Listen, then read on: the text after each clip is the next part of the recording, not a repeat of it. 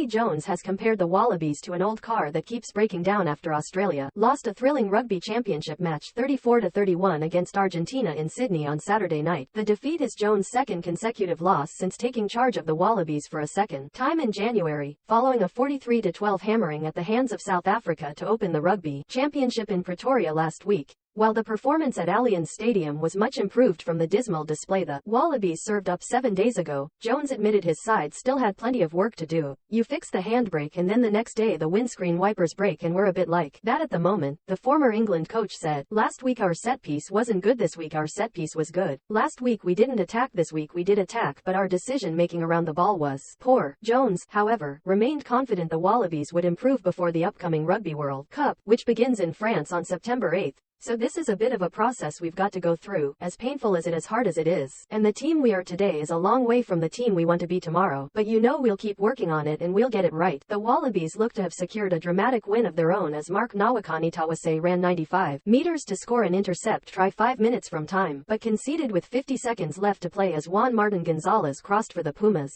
We're all really disappointed, mate. We put a lot into that, though we just couldn't put enough pressure on the opposition, Jones said. Every time we got in position to put pressure we either gave the ball back or didn't defend hard enough. So there's a couple of things we need to fix, which we can fix with a lot of hard work.